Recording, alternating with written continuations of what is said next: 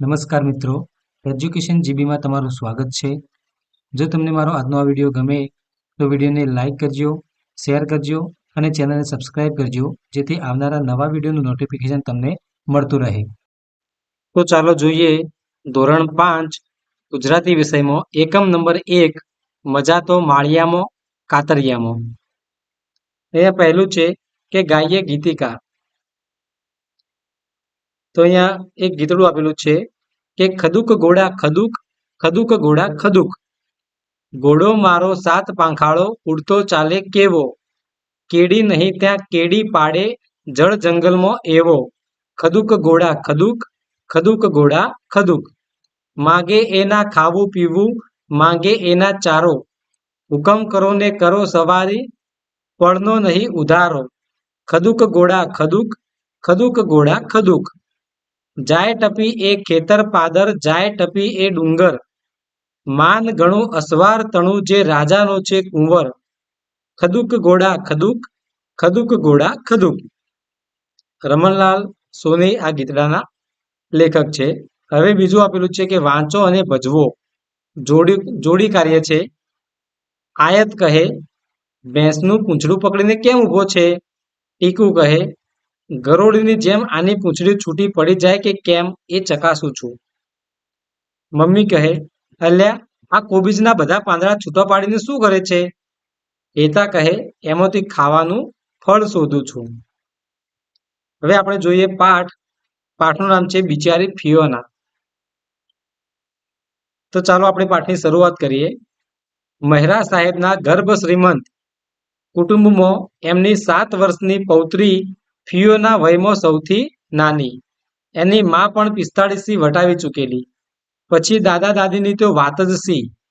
2 પેઢી પહેલાના રીતરિવાજ મુજબ સાસુ વહુ એને ઉછેરતા. ધમાચકડી તોફાન મસ્તી બધાથી એ સાવ અજાણ. મોટા ઘરની છોકરીથી બહાર રમવા તો જવાય જ નહીં. એને સૌથી વધુ દોસ્તી દાદા સાથે. દી આખાની રામ કહાણી એ દાદાને સંભળાવતી. દાદાનું બહેરાપણું એના બબડાટની આડે કદી નહોતું આવતું. ફિયોના ઓ ફિયોના.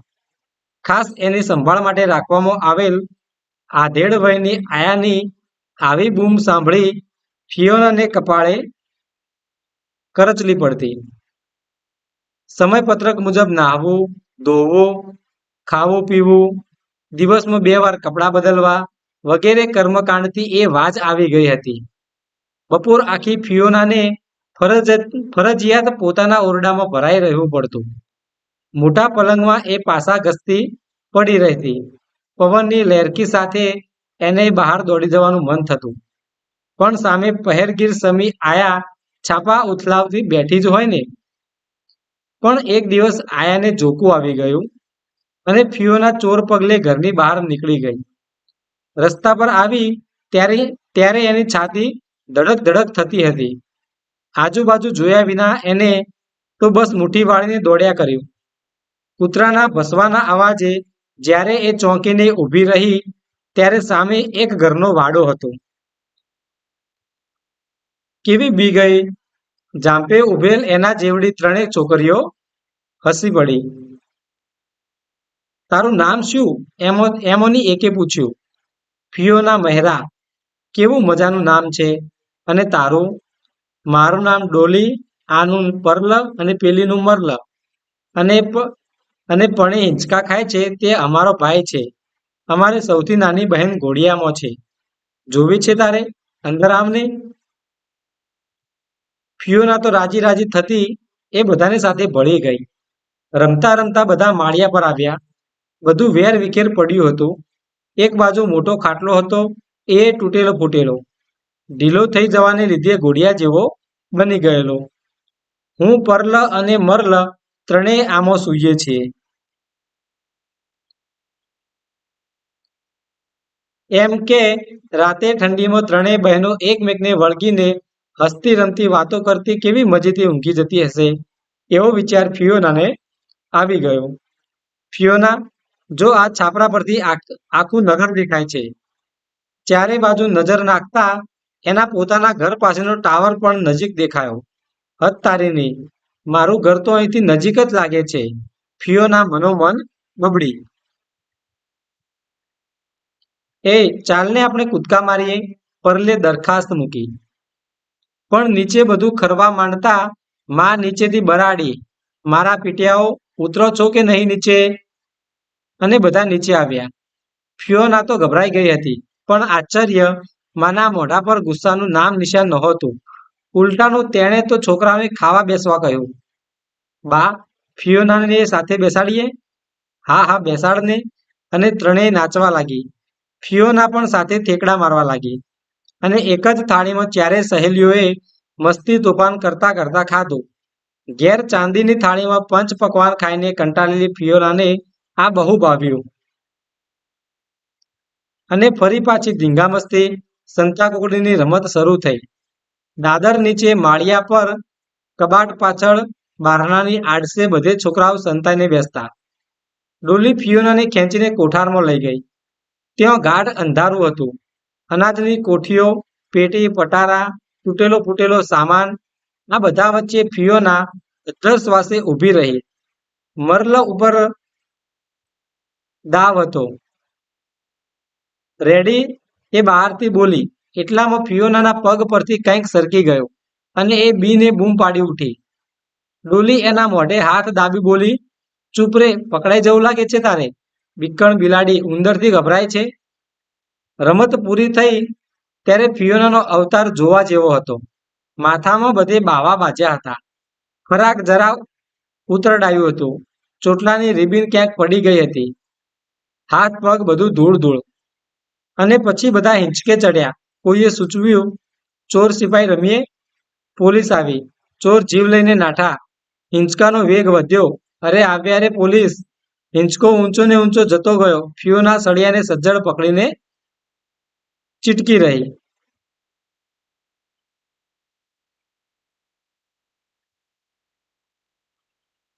ત્યાં તો ફિયોના મહેરા ફિયોના બહારથી પરિચિત અવાજ કાને પડ્યો.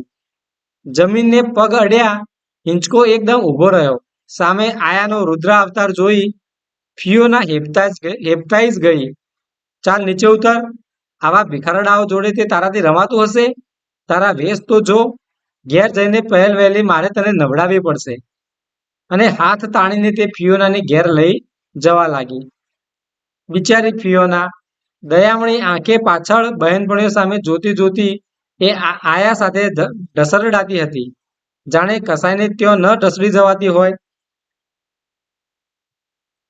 ઘેર જતા જતા આયા કહેતી હતી, તારે બહાર શું કામ આવવું જોઈએ? ઘેર કેવા મજાના રમકડા છે અને કપડાં તો તે બગાડાય. પણ ફિયોનાને આમાંનું કશું સંભળાતું નહોતું.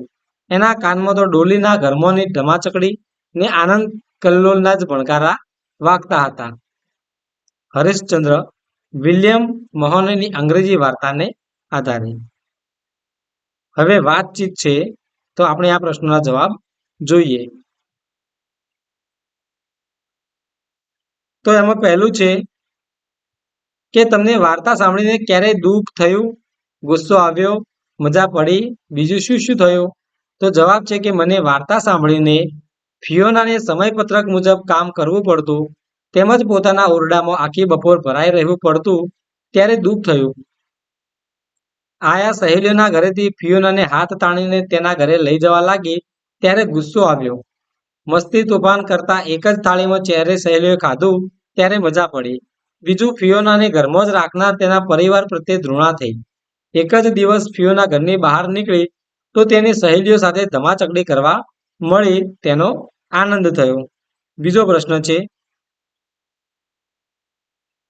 કે તમે ઘરે કોની સાથે સૌથી વધુ વાતો કરો છો? કેમ? તો જવાબ છે, હું ઘરે મારી મમ્મી સાથે સૌથી વધુ વાતો કરું છું. કેમ કે મારી મમ્મી મારી દરેક વાત રસપૂર્વક સાંભળે છે અને મારી મુશ્કેલીનો ઉકેલ પણ લાવી આપે છે. ત્રીજો પ્રશ્ન છે, તમને કઈ કઈ રમતો ગમે છે? તો જવાબ છે, મને સાપસીડી, પત્તા, કેરમ બોર્ડ, ચેસ, લંગડી, ખોખો, સંતાકુકડી, દોડ પકડ, ક્રિકેટ જેવી રમતો ગમે છે. પછીનો પ્રશ્ન છે કે તમે કયા મિત્રના ઘરે જાઓ છો? શા માટે? ત્યાં શું કરો છો? તો જવાબ છે કે હું મહેશના ઘરે રમવા જાઉં છું. ત્યાં અમે વિવિધ રમતો રમીએ અને તોફાન મસ્તી કરીએ.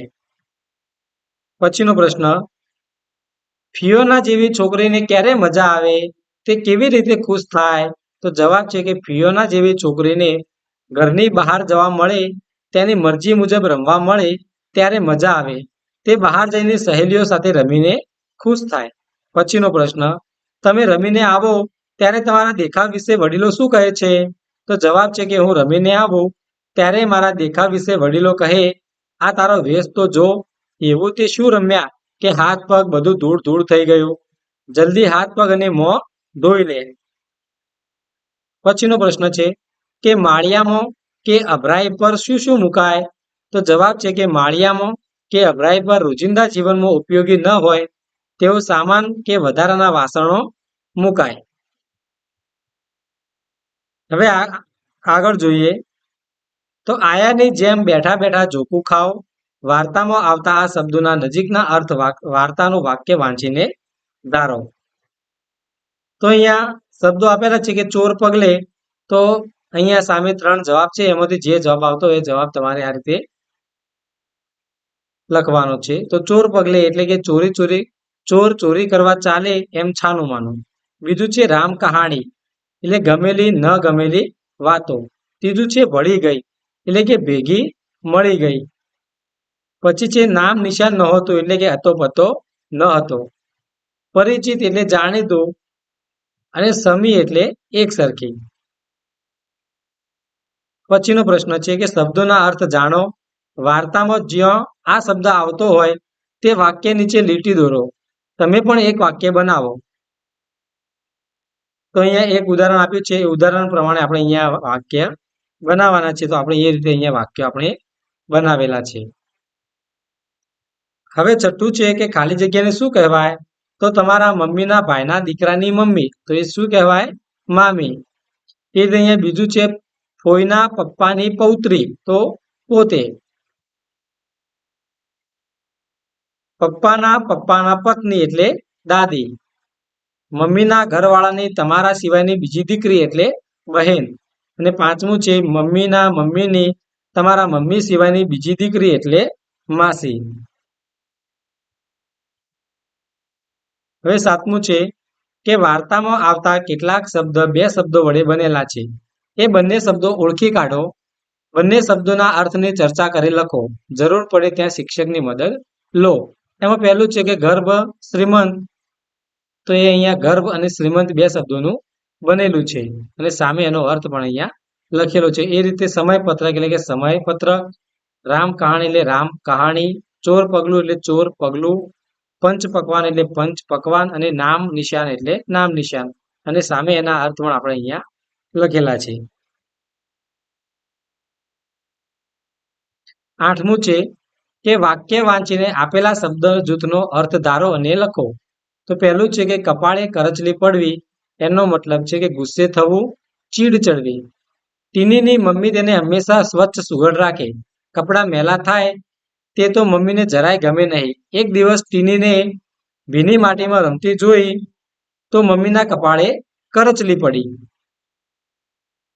બીજું છે વાજ આવી જવું એટલે કે કંટાળવું, થાકવું. તો હોશિયાર મયુરી, સફીન અને તેમના દોસ્ત એક ફકરો 5-5 વાર લખવા આપતા શિક્ષકથી વાજ આવી ગયા છે. ત્રીજું છે હેપતાઈ જવું એટલે કે ફાળ પડવી. એકદમ શાંત રહેલા શાંતિલાલ સાહેબને ગુસ્સામાં જોઈ બધા બાળકો અને ગામ લોકો હેપતાઈ ગયા. હવે વાર્તામાંથી બપોર આખી એક ઘરનો વાડો હતો ફકરો વાંચો. ત્યાર પછી નીચે આપેલા વાક્યોના અર્થને બંધ બેસતું વાક્ય તે ફકરામાંથી શોધીને લખો. તો પહેલું છે કે ફિયોના ડરામણા અવાજથી ગભરાઈ જાય છે. તો કૂતરાના ભસવાના અવાજે જ્યારે એ ચોંકીને ઊભી રહી.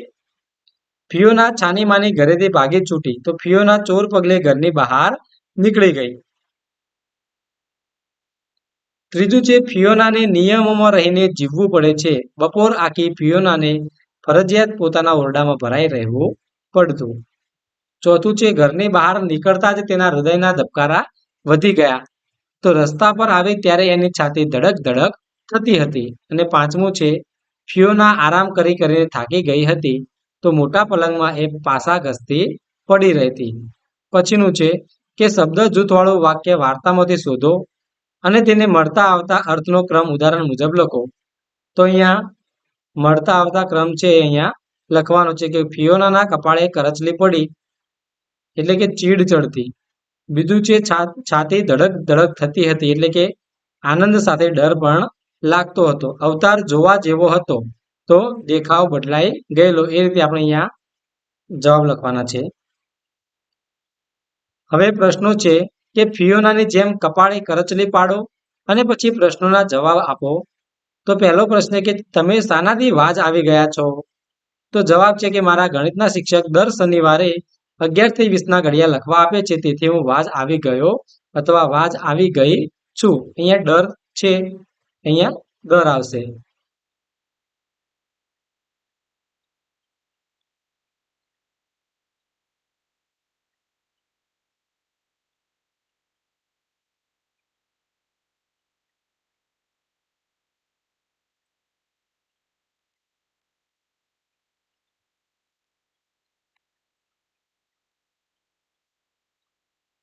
બીજો પ્રશ્ન છે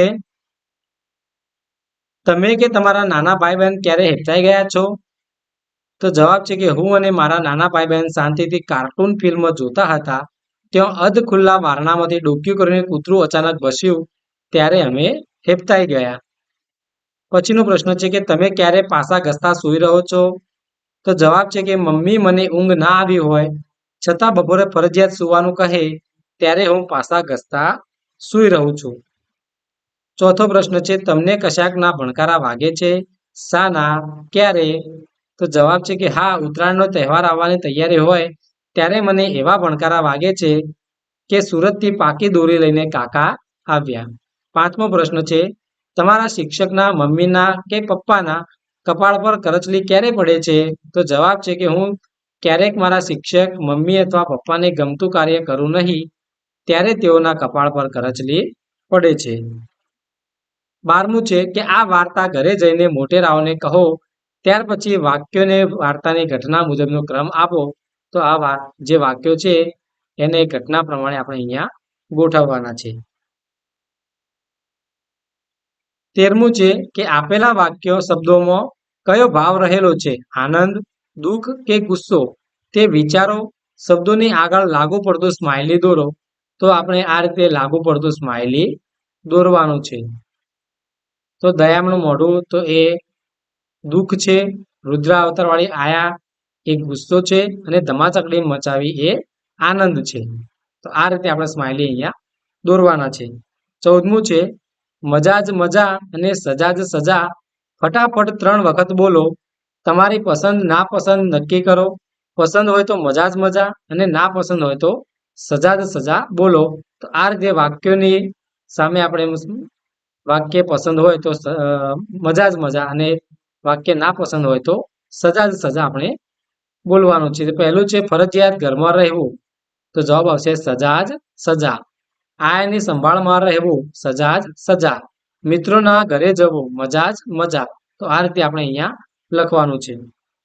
હવે 15મું છે કે આ વાક્ય કોણ બોલી શકે તે લખો. તો પહેલું છે કે ના બેટા એમ ન કરાય આપણાથી. તો આ ફિયોનાની મમ્મી બોલે. બીજું છે પણ મને ભૂખ નથી, મારે નથી ખાવું અત્યારે. તો આ ફિયોના બોલે છે. ત્રીજું છે તમને ત્રણને સાથે ઊંઘવાની કેવી મજા આવતી હશે. તો આ પણ ફિયોના બોલે છે. ચોથું છે થોડી વાર રમવા દો ને ફિયોનાને અમારી સાથે. તો આ ડોલી બોલે છે.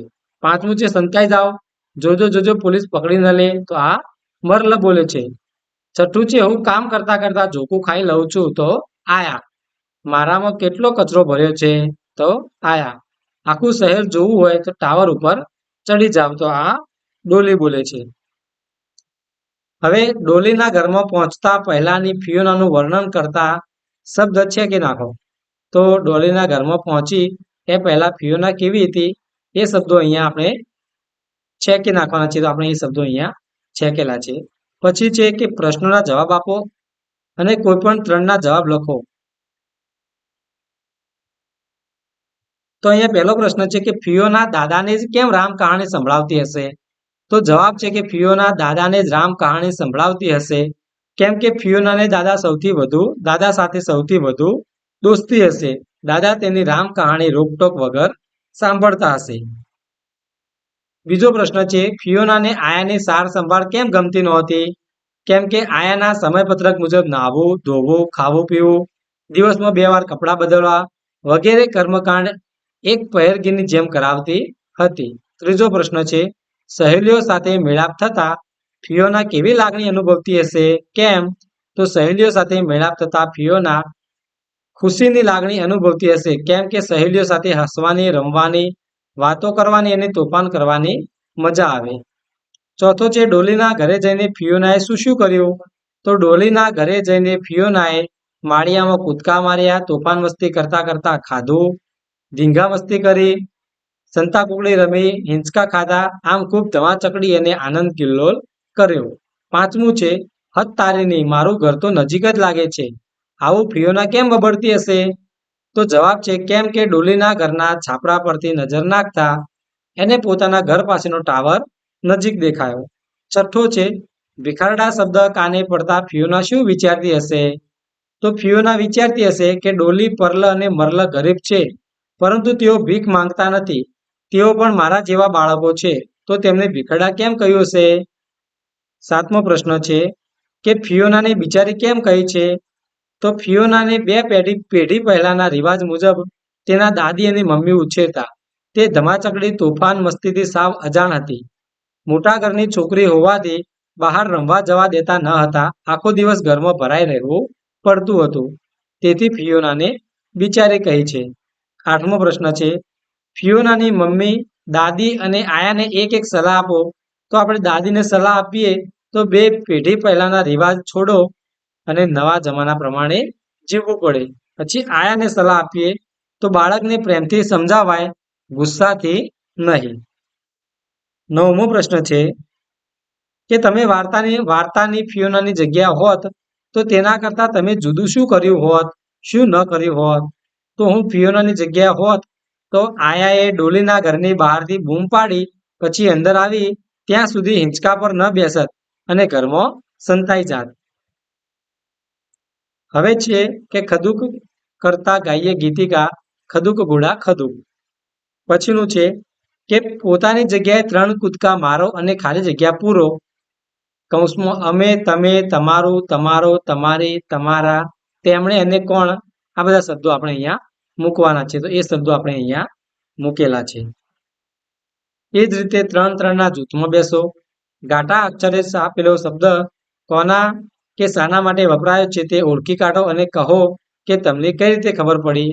તો આપણે આ રીતે પણ અહીંયા કાર્ય કરેલું છે.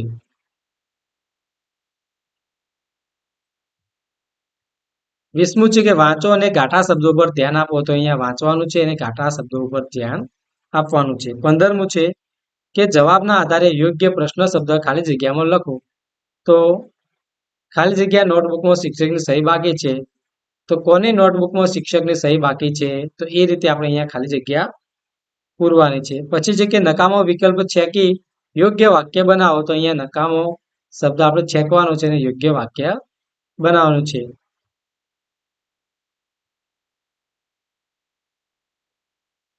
હવે 23મું છે કે કૌંસમાંથી યોગ્ય વિકલ્પ પસંદ કરી ખાલી જગ્યા પૂરો. તો અહીંયા કૌંસમાં જે શબ્દો આપેલા છે એ શબ્દો પ્રમાણે અહીંયા આપણે પસંદ કરવાના છે અને આ ખાલી જગ્યાઓ આપણે પૂરવાની છે. 24મું પણ આપણે અહીંયા ખાલી જગ્યાઓ પૂરીશું.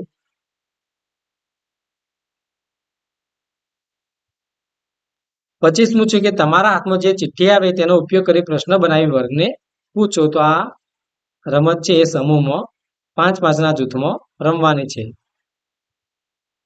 ત્યાર પછી જોડીમાં બેસી પત્ર મોટેથી વાંચો, એકબીજાને શ્રુત લેખન કરાવો અને સાથે બેસીને તપાસો. 2-3 વાર આ રીતે મહાવરો કરીને જુઓ કે તમારી ભૂલો કેટલી ઓછી થતી ગઈ. હવે 27મું છે કે અક્ષરની જગ્યા ફેરબદલ કરી યોગ્ય શબ્દ બનાવો. તો અહીંયા દામેન એનો શબ્દ બનશે મેદાન. નુવા દખા તો દવાખાનું. તોવા યુડી એટલે કે વાતોડિયું. કસસર એટલે સર્કસ. રણયાર વપ એટલે પર્યાવરણ. તો આ રીતે આપણે અહીંયા શબ્દો બનાવીશું. હવે 29મું છે કે તેમને અડધો કલાક ધમાલ મસ્તી કરવાની છૂટ મળે, પણ શરત એટલી કે બીજાને જરાય નુકસાન ન થવું જોઈએ. તો શું કરશો? યાદી બનાવો અને તમારી યાદી મિત્રોને સંભળાવો. તો અહીંયા પણ તમારે યાદી બનાવવાનું છે.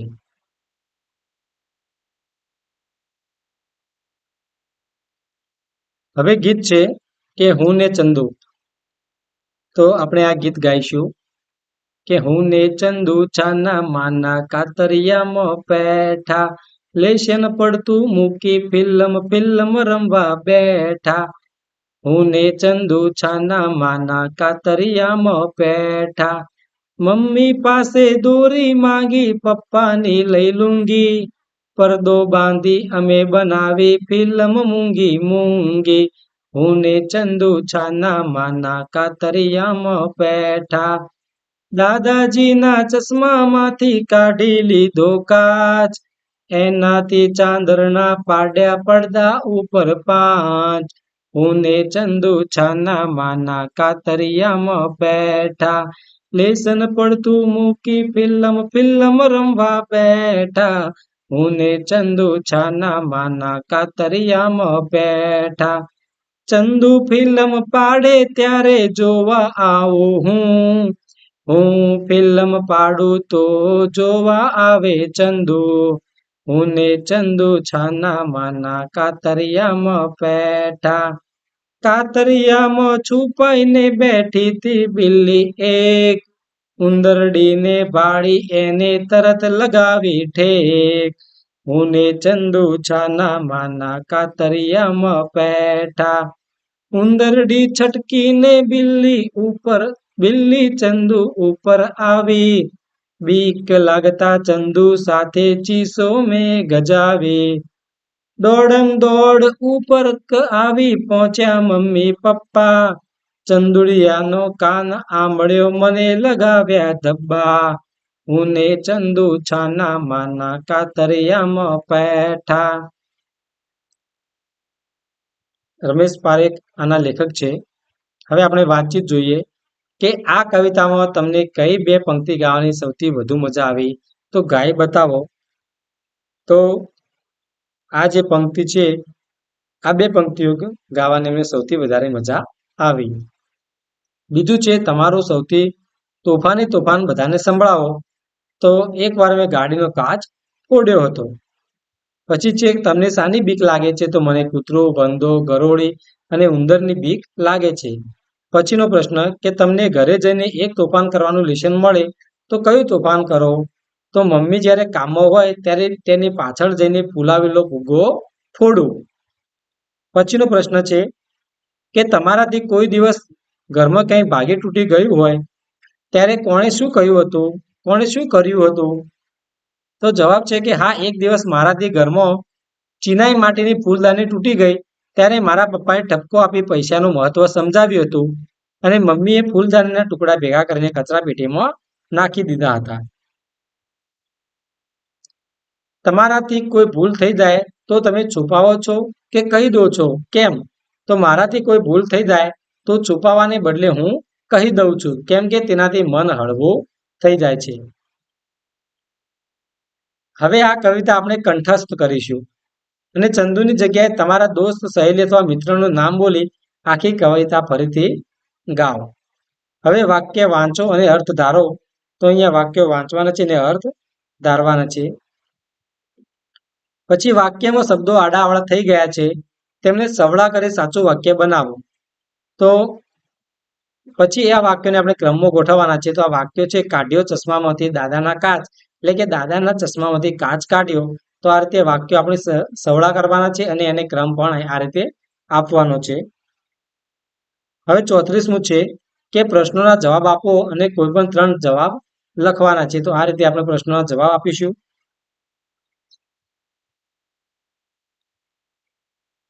35મું છે અભિનય કરો.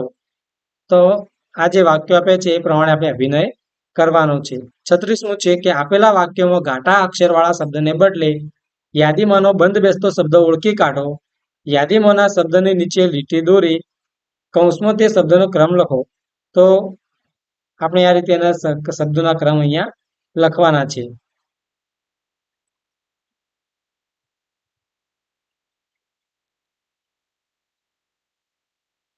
હવે 38મું છે કે આ એક શબ્દોમાં કેટલા શબ્દો છુપાયા છે તે શોધો અને અહીં આપેલા શબ્દના અક્ષરોનો જ ઉપયોગ આપણે કરવાનો છે. તો અહીંયા એક ઉદાહરણ આપ્યું છે કે કાતરિયા. તો કાતરિયા પરથી જે શબ્દો બને છે એ અહીંયા લખેલા છે. તો આપણે આ શબ્દોમાંથી જે શબ્દો બનતા હોય એ શબ્દો આપણે અહીંયા લખવાના છે.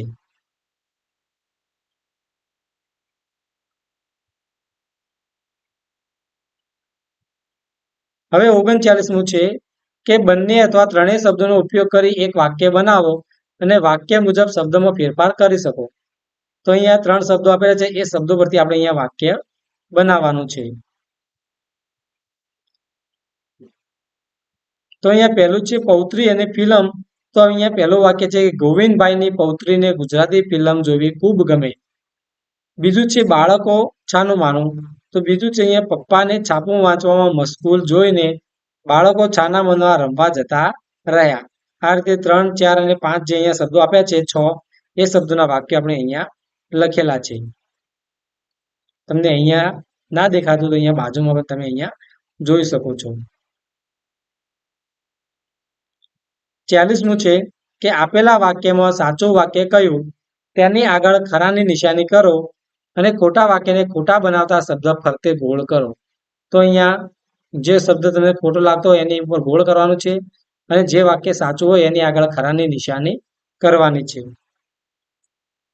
એ રીતે 41મું છે કે ફકરાના દરેક વાક્યને ખોટો બનાવતો એક શબ્દ છે તે શબ્દ શોધો, તેના પર લીટી કરી સાચો શબ્દ લખો. તો આપણે શબ્દો પર લીટી કરી છે અને ઉપર સાચો શબ્દ પણ અહીંયા લખેલો છે. પછી 42મું છે કે વાક્યો પૂરા કરો.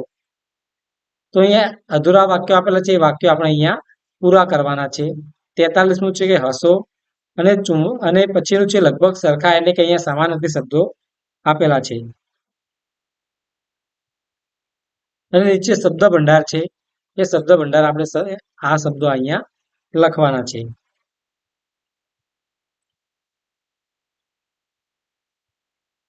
હવે વાંચન ઝડપ વધારવાની રમત છે કે આંખ કે ડોક હલાવ્યા વગર વાંચવાનો પ્રયત્ન કરો. આવો મહાવરો રોજ 2 વખત કરવાથી તમારી વાંચન ઝડપ વધશે. તમારી આંખ એક જ નજરમાં 4 થી 5 શબ્દ જોઈ શકશે. તો અહીંયા વાંચન જે ઝડપ છે એ વધારવા માટે અહીંયા આપેલું છે. જો મિત્રો તમને મારો આજનો આ વિડીયો ગમ્યો હોય તો વિડીયોને લાઈક કરજો, શેર કરજો અને ચેનલને સબસ્ક્રાઇબ કરજો જેથી આવનારા નવા વિડીયોનું નોટિફિકેશન તરત જ તમને મળતું રહે.